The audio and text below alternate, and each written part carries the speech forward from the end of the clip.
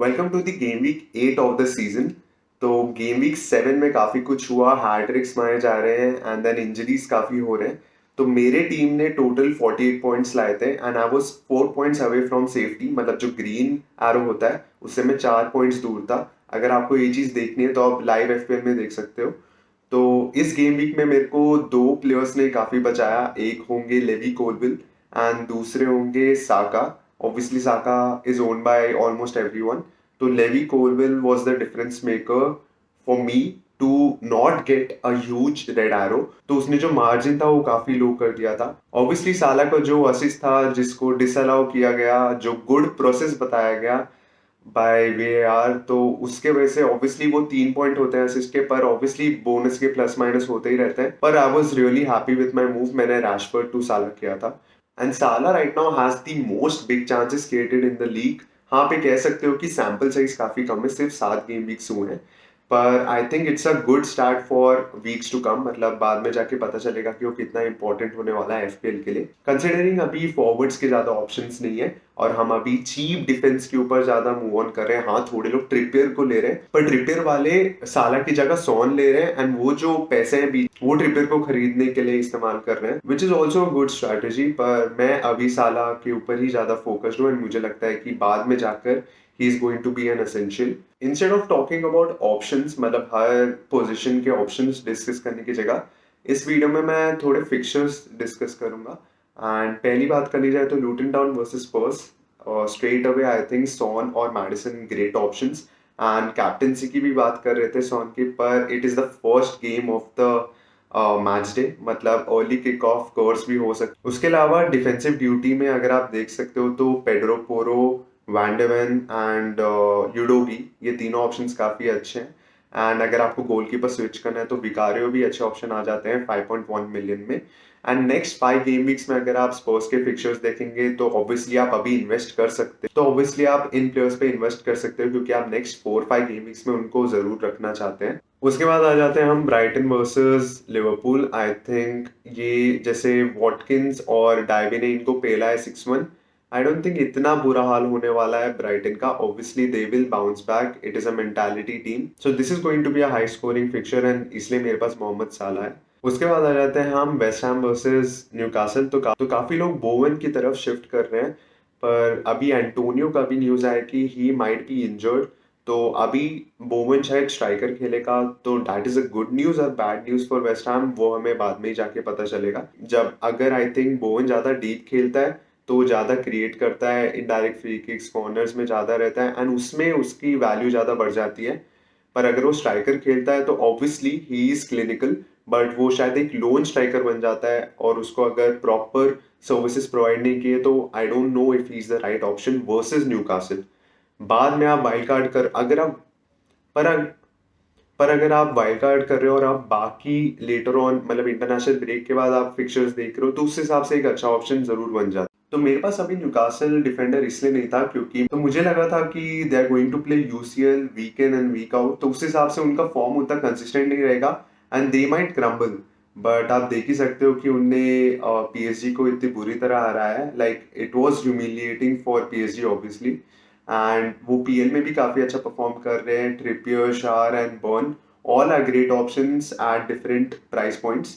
तो अगर आपके पास एक्स्ट्रा मनी है तो आप जरूर ट्रिपियर को ले सकते हैं क्योंकि इनके भी फिक्चर्स काफी अच्छे हैं। हाँ, पहले भी अच्छे थे पर ऑब्वियसली मेरे रीजंस डिफरेंट थे। मैं शायद लेट हिट ले सकता हूँ for Burn. Next important fixture में आ जाते हैं आर्सेनल वर्सेस सिटी। तो ये मैच को प्रेडिक्ट करना काफी टफ हो जाता है। आई थिंक बोथ टीम्स थोड़ा सा स्ट्रगल कर रही हैं।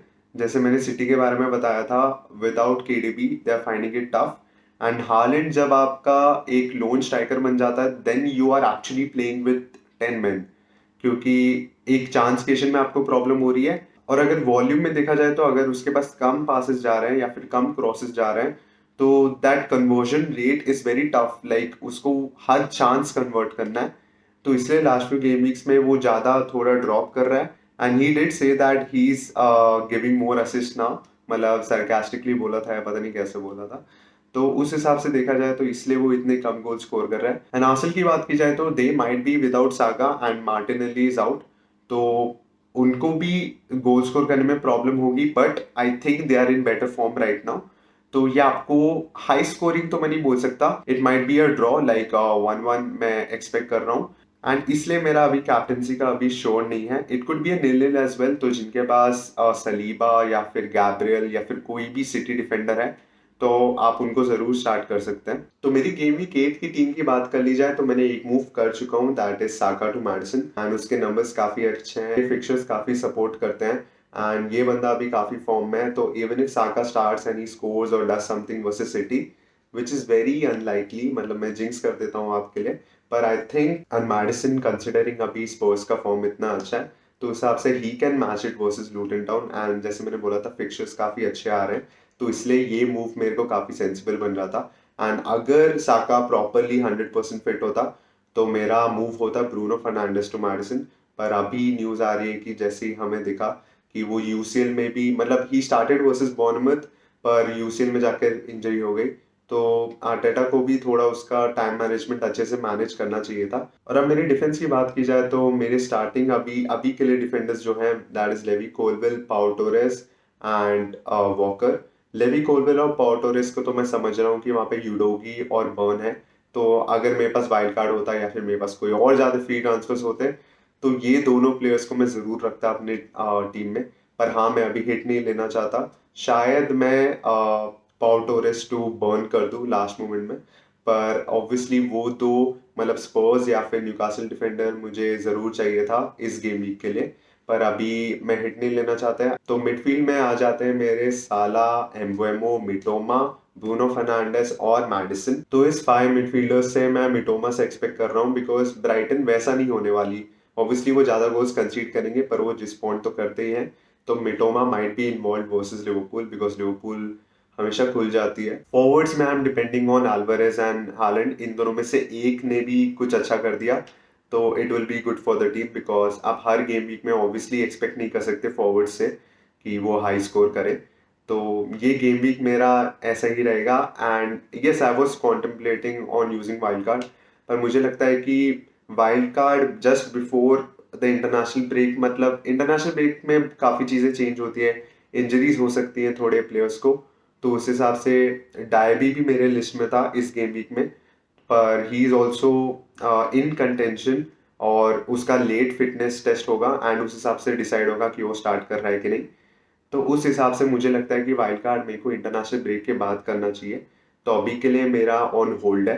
पर अगर आपको लगता है कि आपको अपने डिफेंस को, अपने मिडफील्ड को ज़्यादा रोटेट करना है, अगर आपके पास वॉटकिंस नहीं है या फिर आपके, क्योंकि हालैंड ही एक प्रॉपर फॉरवर्ड ऑप्शन है, उसके अलावा बाकी अभी तक फॉरवर्ड ऑप्शंस उतने अच्छे नहीं रहे हैं। एंड अभी फाइनली जाके एक वॉटकिंस एक ऑप्शन आ रहा है। अगर आपको लगता है कि आपके पास चेल्सी के एसेट्स या फिर एस्टुपिनान या फिर और कोई ब्राइटन एसेट्स पड़े हुए हैं, अगर आप उनको चेंज करना है तो आप जरूर वाइल्ड कार्ड कर सकते हैं। तो इस वीडियो में बस इतना ही रहेगा। आप जरूर बताइएगा कि आपने कौन से ट्रांसफर्स किए हैं, या फिर आप सोच रहे हो कि अभी वाइल्ड कार्ड यूज करना है कि नहीं, या फिर आप कोई हिट ले रहे हैं, तो आप जरूर बताइएगा। तब तक के लिए